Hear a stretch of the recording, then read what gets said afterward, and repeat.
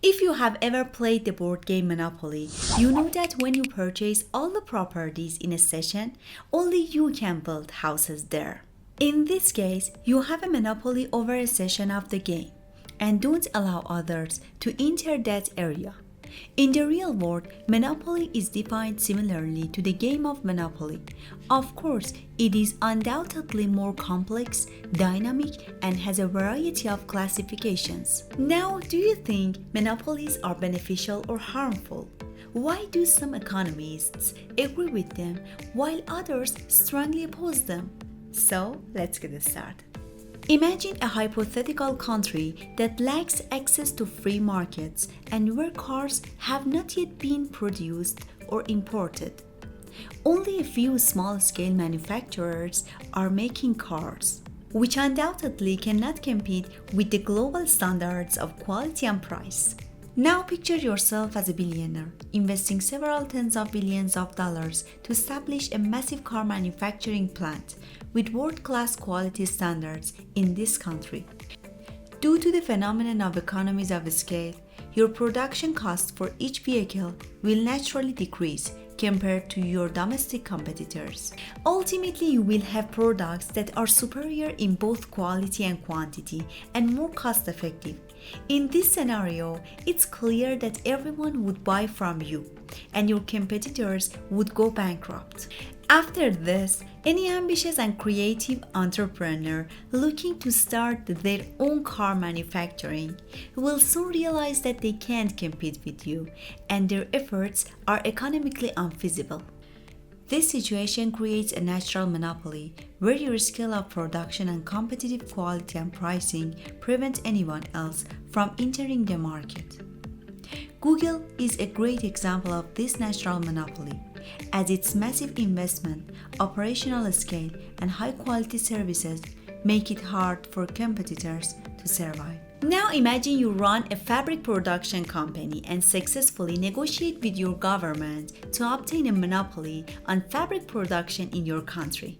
In this situation, either the government fully supports you with aid packages to prevent your bankruptcy, allowing you to eliminate your competitors, or it enacts laws that effectively prevent anyone else from producing fabric, letting you start production easily. This situation is known as government monopoly.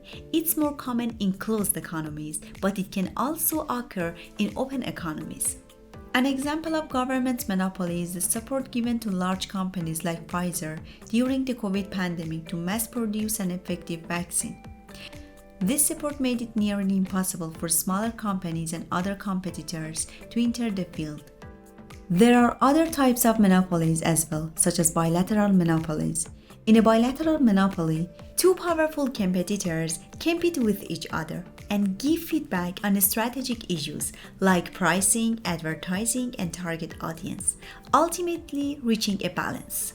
A classic example of bilateral monopoly is the soda market, dominated by two long-standing rivals, Coca-Cola and Pepsi.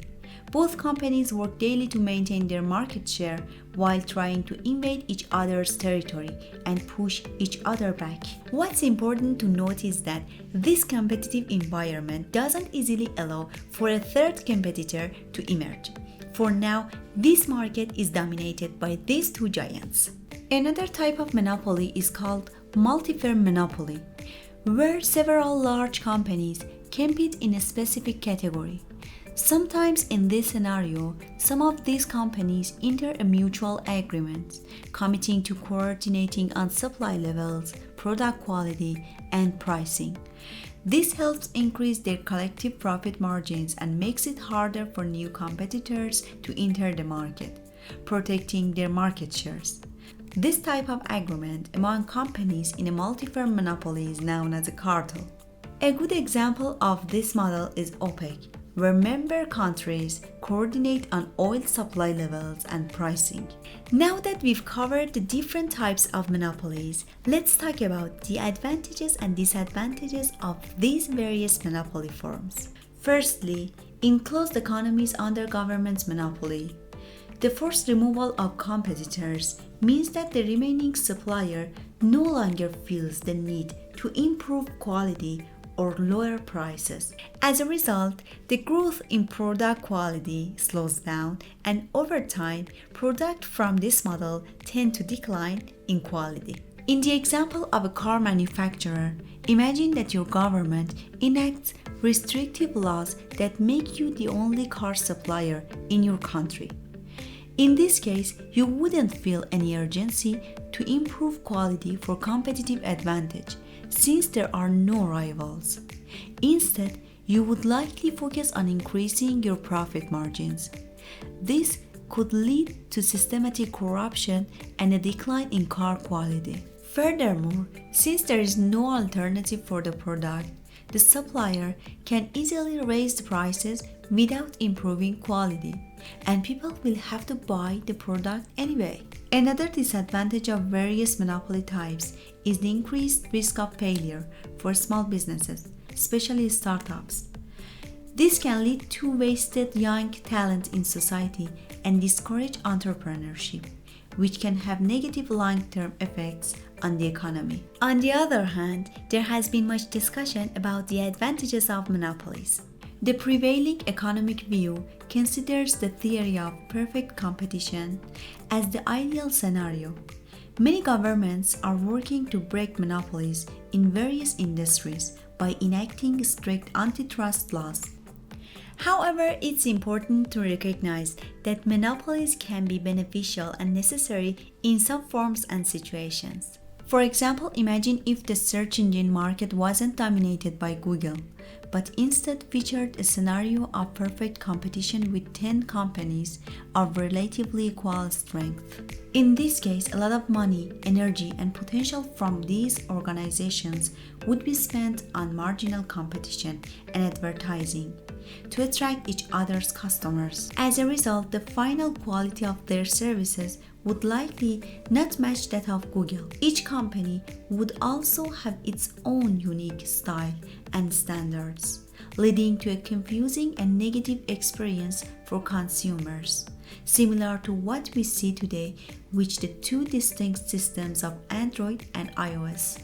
Therefore, we can conclude that when one competitor gains such a significant market share that it no longer needs to spend a large portion of its resources to prove its superiority over others, that company can achieve remarkable advancements and provide numerous benefits to society. However, the prevailing view in many societies tends to see any form of monopoly as unproductive. For instance, Peter Thiel, a co-founder of PayPal, states in his book 0 to 1 that Google is a prime example of complete monopoly, and everyone benefits from this kind of monopoly. Yet the concept of perfect competition is so revered that companies like Google try to avoid acknowledging their monopolistic status. Thanks for watching my video and see you in the next video.